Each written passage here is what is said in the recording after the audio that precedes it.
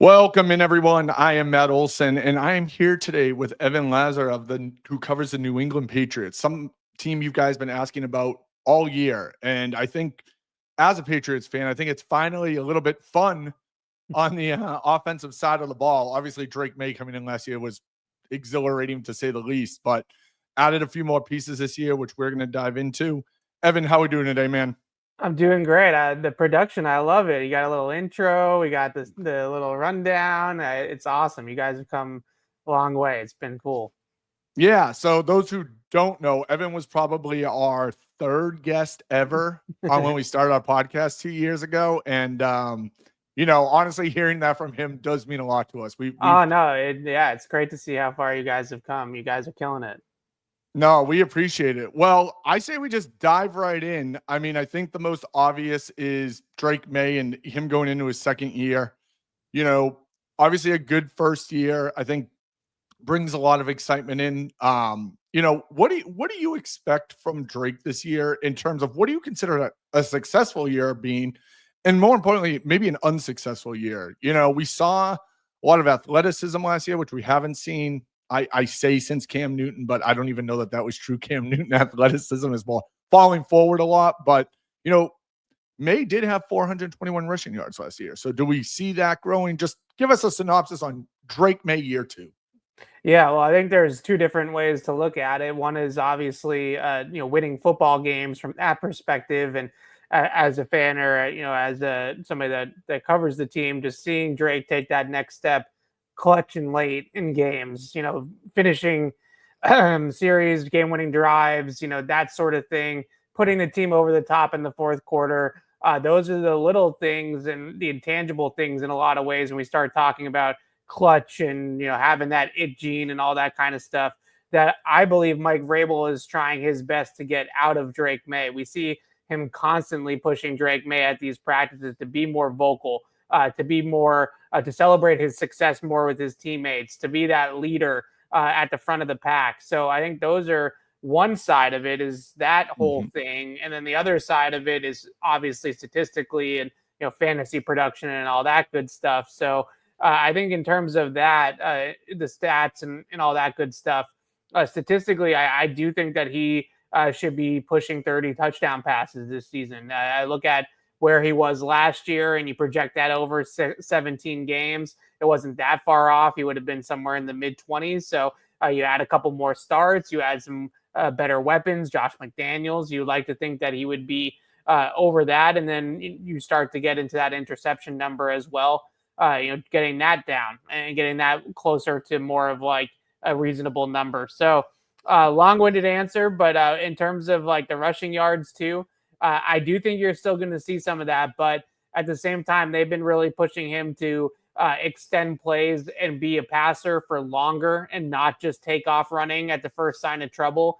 So they're trying to get that Mahomes, Allen off script playmaking ability out of Drake Maye where he extends the play and he uses his mobility to do that, but then is throwing down the field instead of running himself. So there's going to be that element that might take away some of his scramble yards. But if you're a fantasy guy, the one thing I would be excited about in terms of drafting Drake Maye is maybe some of that red zone rushing touchdown production that we might see with him on the goal line, zone reads and things like that, where they do use his legs to threaten the defense. He might collect a handful of touchdowns just, jogging into the end zone when the end crashes or something like that. And that might be big from a production standpoint as well.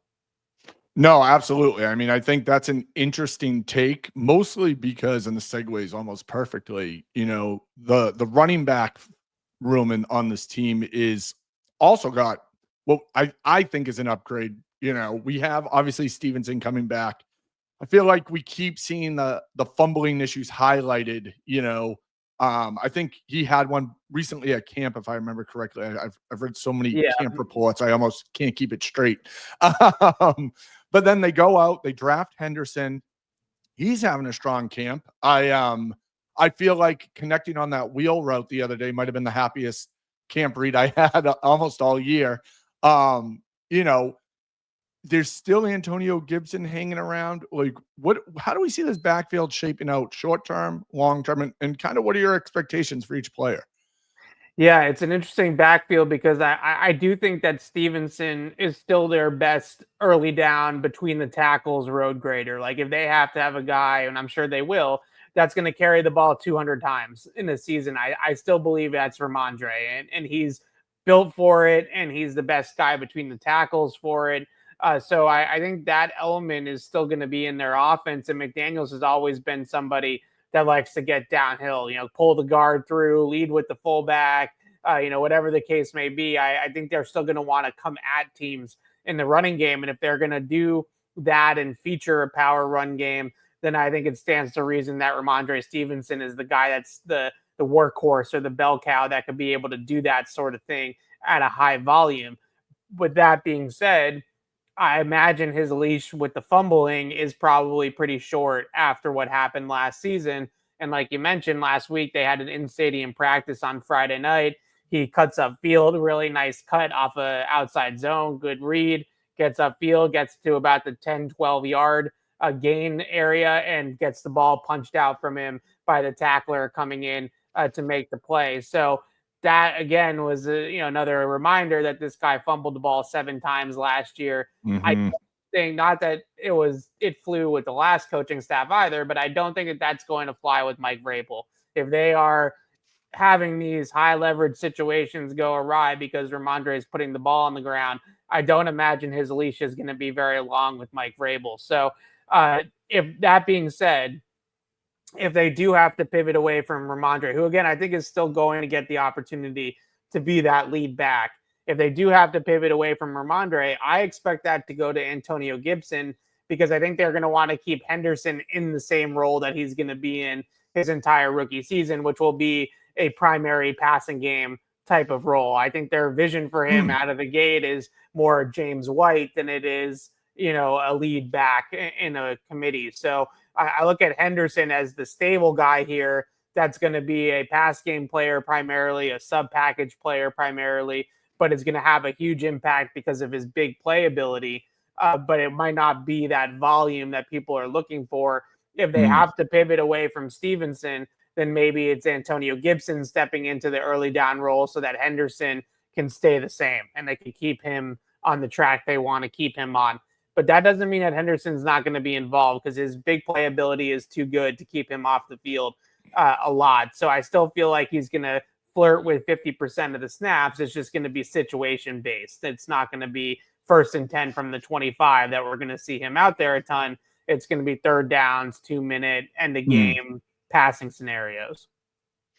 No, that's interesting. I mean, I think, people are so ingrained at just like looking at a depth chart and being like, oh, if this happens, then next man up kind of mentality. So it's really interesting to hear that Gibson side of things and, the Henderson side of things, especially year one. Just to ask a quick question off of that last little bit, beyond year one, do you ever see Henderson shifting into a possible full-time 200 carry role? Or is that just something that you feel like he might not be built for? Yeah, it's an interesting question because it's kind of twofold. One, his body type doesn't necessarily lend itself to high volume. He's a smaller, leaner speed back. And I think the big part of it is that they want to keep him fresh and they want to keep him healthy because, like I said, his big playability, he's the most dangerous player on the field, I would say, for the Patriots when he's out there in these practices. Like he's the one guy whose speed is different and makes the defense feel a little bit antsy when he's out there. And these linebackers, whether it's the Patriots linebackers or yesterday when we saw them practice against the Commanders, they can't cover him on vertical routes out of the backfield. Like he's going to run by every linebacker on a wheel route. Like it's just going to happen. So if you're going to see that out there a lot with TreVeyon Henderson, like they can't keep that off the field when they need it. It's just not, it's too valuable. So he's really the deep threat right now in this offense. So that he's going to be involved, and there's no doubt about that. Now, to answer your question directly, like I think that kind of stems from a Josh McDaniels thing. McDaniels has always been early down, 3rd down back. Like there's always been a clear demarcation of how McDaniels views running backs. And I always go back to like the heyday when it was like LeGarrette Blount and James White. Like that's probably the prime example, or a little bit of Shane Vereen in there too with LeGarrette Blount towards the end of Vereen's run. And those guys were very clearly LeGarrette Blount's your sledgehammer. These guys are your pass catching backs. And I just could see that happening for Henderson. But the one guy that bucked that trend was Dion Lewis. Dion Lewis was so good for the Patriots in that 15-16 range that McDaniels kind of threw it out and said, screw it, we're just going to keep Dion Lewis on the field because he's too good to take him off the field. So could TreVeyon Henderson do that? Yeah, absolutely. He could maybe get into that category of this guy's just so dynamic that we're gonna feed him the rock and we're gonna hope that he stays healthy. But I think for the time being, in the short term, they have those roles in mind for these running backs. No, I think that's some great information because it paints such a clear picture of the image of, what the Patriot coaching staff wants to do with these guys.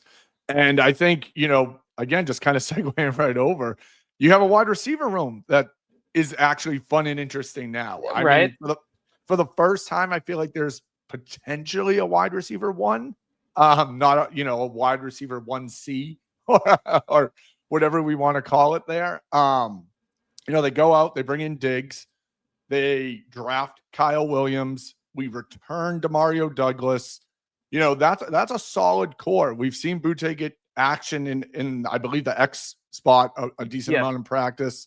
And we'll talk about the guys that are kind of roster bubbles here in a sec, but how do you see, let's talk maybe the base package group and then how it all falls from there. Yeah, that's a really good place to start because the base package is going to be different in my mind than the 3 receiver package. So that's an important demarcation in my mind, because if they do go a lot of 2 tight end, which I think they might with Hunter Henry and Austin Hooper, and I know we're going to talk about them in a little bit, but at wide receiver, Demario Douglas has just had an awesome summer, really an awesome spring and an awesome summer. He was an offseason award winner for Mike Vrabel, and he's really taken that next step mentally. And this offense we've seen with Josh McDaniels, how well the slot produces in this offense with McDaniels in the past, whether it's Edelman, Welker, whoever. So that's Pop Douglas, and he's done it at a level that I wasn't 100% sold that he could. Now it's practice. We're talking about practice. Mm-hmm. We'll see if it translates to the regular season. But the one thing that's really stood out to me with Pop is how well he is reading the field and seeing the options that he has within this offense to break away from man coverage or to settle in a zone, space and zone coverage, and have all these conversions that are involved or options that are involved in the McDaniels offense. I wasn't 100% sure that he was going to grasp those things as quickly as he has. So you add the fact that he's always one of the best separators in the NFL. He's near the top of the list and all those types of categories. And then you add in, he's thinking the game a little bit better now. And I really do think that you could see him take another step forward. So he was a 600-yard guy last year. Maybe that gets up to 80 and 800 this year. You see a little bit more production out of Douglas. So he's going to play a lot, and he's going to play a lot in 3 receiver sets, but he's 185 pounds, right? So I don't know how much he's going to play when they're in base personnel, 2 tight ends on the field. That's going to be, in my mind right now, a lot of Diggs and a lot of Kayshon Boutte with the potential of Matt Collins, depending on how Kayshon Boutte's season goes as well. So Diggs is going to be out there in all situations. We know that. And just quickly on him, I think Stefon Diggs has looked the part completely, and then some all training camp. And I've been writing, I would be shocked if he's healthy for the entire season if he doesn't catch 100 passes in this offense. I just don't really envision a world where that's not possible. Drake Maye is just over the moon excited to be throwing the ball to him. Every single time we ask him about having Diggs out there, his face lights up and he's like, I'm going to trust that guy. Stefon Diggs, what are we talking about? So I think that he's going to look for Diggs a ton in those high leverage, third down type of situations. So I think Diggs is going to be the guy that, the straw that stirs the drink, so to speak. And I'm really excited about what I've seen from Diggs. So if I had to guess what that top unit looks like based off of the practices that we've seen, I would say right now, Boutte, Diggs, Douglas are the leaders to be the top three. But Matt Collins is practicing again. He started camp on PUP, and he's starting to push a little bit here the last couple of days. So maybe Matt Collins gets involved there as well. No, I mean, I think, when you look at all that and then diving into the next question here, when you bringing everyone else into the mix with, the Kyle Williams draft pick, and we've seen Efton Chisholm pop in practice, and Javon Baker's catching passes again. I feel like everyone wants to get back on that train, even though it's rough every time. I mean, you see the plays and they're awesome, right? Like, how can you not love it? You still got Polk, who almost seems like just a completely forgotten person at this point. And then beyond that, Kendrick Bourne's still in the room. So when you put all these guys together, we know Kyle Williams is making the roster, right? Like, if you want to touch base a little on him and what your expectations are, that'd be great. And then just round out the rest of those guys and kind of who you see fitting in and who you might see not being on this team. Yeah, so the five guys, if we want to include Kyle Williams that I've mentioned so far, are the five guys that are going to be here, right? Diggs, Douglas, Booty, Matt Collins, and Kyle Williams. Those five guys are on the roster. They're on the team. The question really that it boils down to, and as we start to get into this 53-man projection, is do they even keep 7 of these guys? Because it's all of a sudden it's a crowded room. Now, is there top-end talent enough?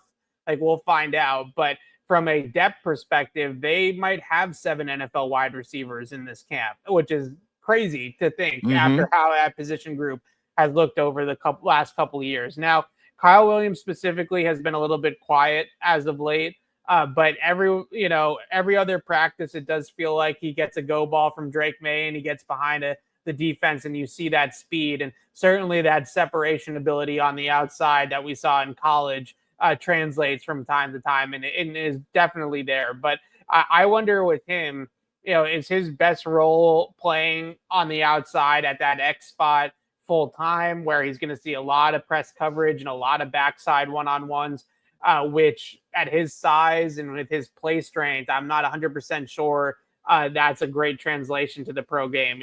Guys with physical press corners that are going to get in his face and bully him. Like, I don't know if he's got the play strength yet to get off of that kind of coverage. Whereas if you play him in like a flanker type of role and you allow him to come in motions and get out of stacks and a bunch of alignments and all that good stuff, then all of a sudden you have this flexibility to use his speed in different ways. And I wonder if that's maybe the vision long-term for Kyle Williams. But the issue for him in the short term is that Diggs and Pop Douglas are here. So like he's kind of blocked at the moment from playing off the ball a little bit more. So I'm curious to see where they go with him. They've definitely been giving him opportunities to play the X.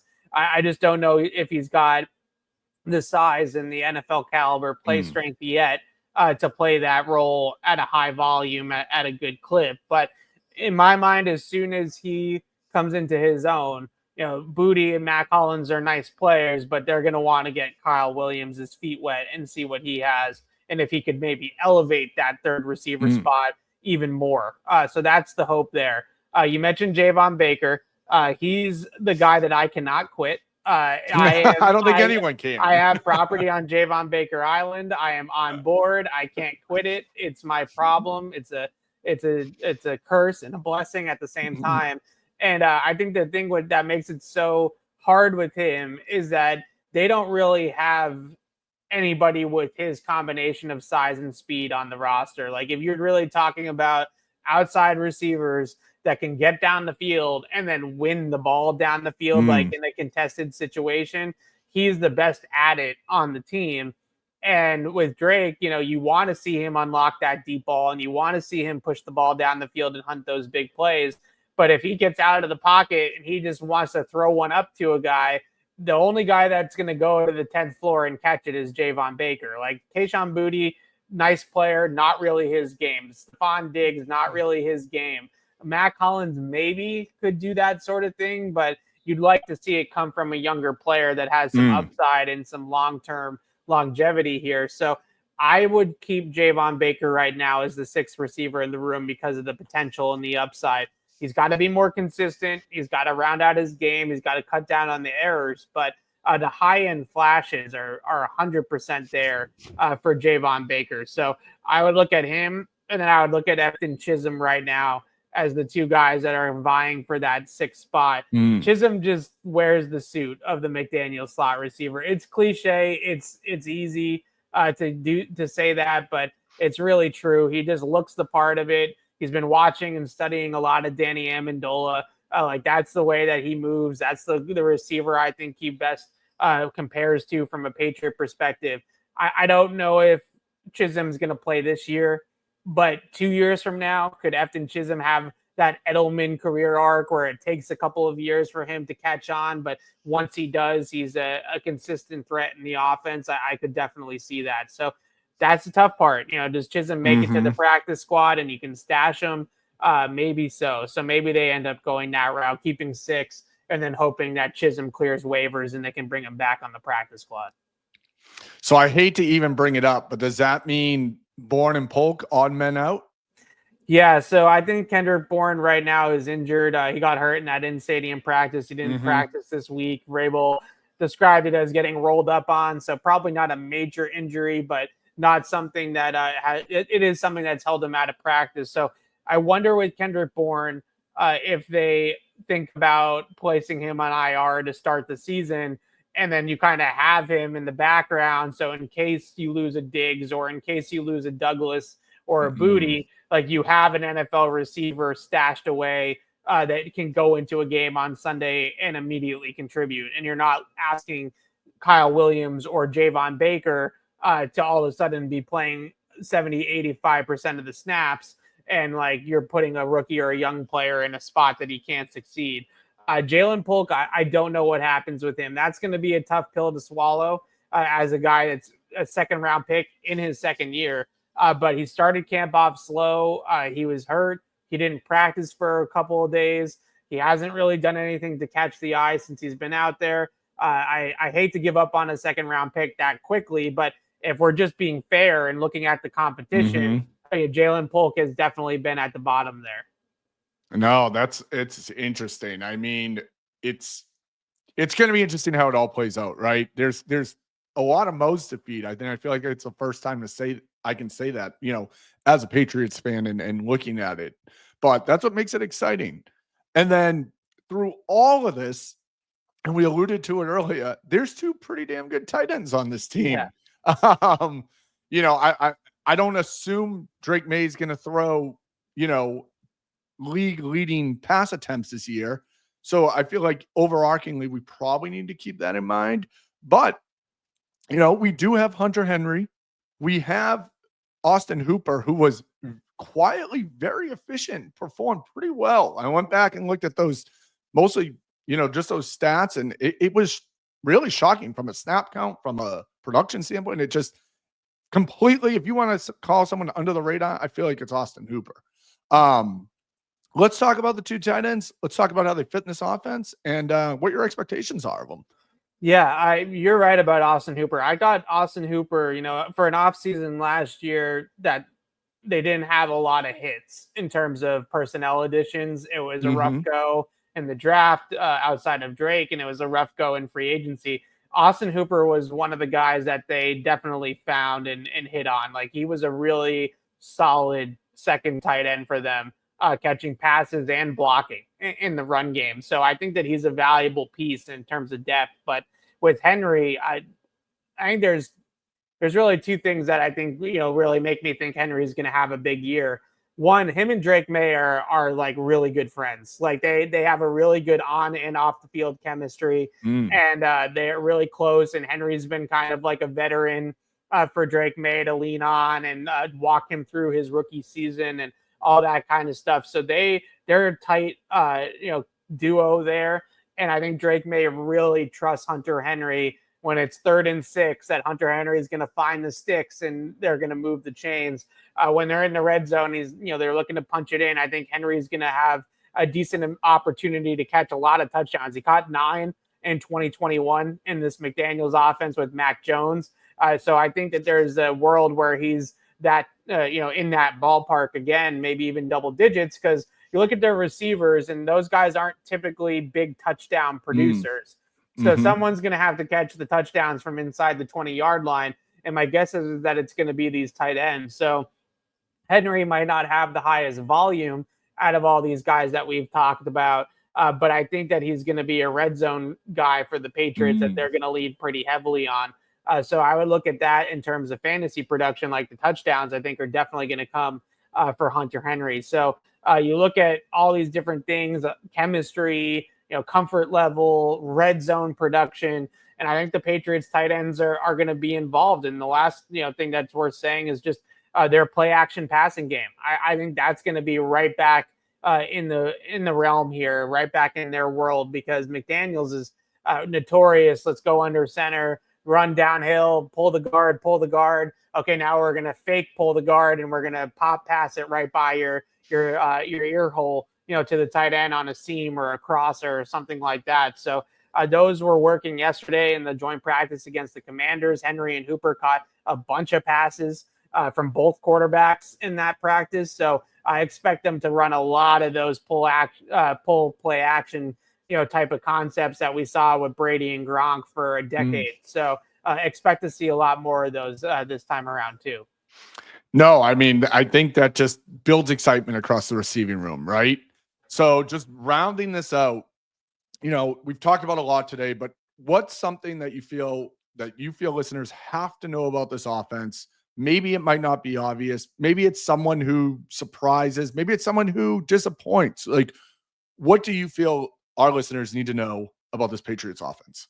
Well, I just said a lot of nice things about the Patriots offense. You did. So you're probably you did. thinking they're going to win like 12 games this season, but it's really an optimistic view. Like it feels that way being around the team that they, I don't know if they're gonna score 30 a game. Like I'm not saying that by any means, but this offense should produce somewhere around where the Mac Jones 2021 offense was at the minimum, I would say, which was a top 10 scoring offense in the league. So I definitely think that they should be there. Now, in terms of what they need to know, I think the biggest thing to me would be to just maybe, twofold. One, they have a fantasy relevant wide receiver for the first time since I can remember in Stefon Diggs. Like Diggs is 100% draftable in fantasy, and he's as relevant a fantasy receiver as they've had since probably, I guess, prime Edelman, or like even maybe Brandon Cooks in 2017. Like you have to go back a ways from the Patriots having a fantasy relevant wide receiver. And I would say Stefon Diggs is definitely in that category. And if you want to get really sneaky, and this is really sneaky, but we talked a lot about the running backs. And if you're in the deep league, like Antonio Gibson's not a bad stash on the bench, because if this trajectory for Rhamondre Stevenson continues and he keeps putting the ball on the ground, my guess is that Antonio Gibson at some point is going to get an opportunity here. And if you look at a lot of the advanced metrics from last year, yards after contact and rushing yards over expectation and like all those fancy metrics, Gibson graded out great in all of those last season, better than Stevenson. So he was a better tackle breaker than Rhamondre was a year ago. So if they end up having a little bit of a down year again for Rhamondre Stevenson, I fully expect Antonio Gibson to get the opportunity to step into more of a volume role. So if you're in one of those, 16 team leagues or something crazy like that, then Antonio Gibson's not a bad stash at the end of the draft. No, that's some great insight. I mean, that you're not finding that on the internet anywhere, right? Yeah. And that's why I love doing this. And now it probably brings us to our most important part of this show. Evan, I want you to tell everyone out there what you're working on, where to find you, what you do, all the good stuff about you. Yeah, absolutely. So you got it right there on the screen, which is cool. So at Easy Lazar on Twitter or X or whatever the heck we call it these days is the best way to find me. And I share everything that we do, whether it's video or podcast or written or whatever the case may be. But I'm really excited. We're going to go out to Minnesota next week, and the Patriots have 2 practices with the Vikings, joint practices. And they obviously can't watch those on TV, but we're going to be out there, giving updates on both teams. So we'll definitely have you covered from Minnesota, which will be cool for people that want to, get that inside scoop of what's happening with the Patriots and the Vikings. So I'm really, excited about going out there and seeing the Vikings, see what JJ McCarthy looks like as another Drake Maye draft class quarterback. We just saw Jaden Daniels yesterday, so that will be really cool. No, that's awesome. And definitely follow Evan. He's tons of great info, amazing articles, clearly knows how to produce a podcast pretty well. So want to thank you again, Evan, for joining us. And we'll make sure to check out our website. Make sure to check out patriots.com. Look for Evan's work. We'll talk to you all guys again shortly. Thanks, everyone.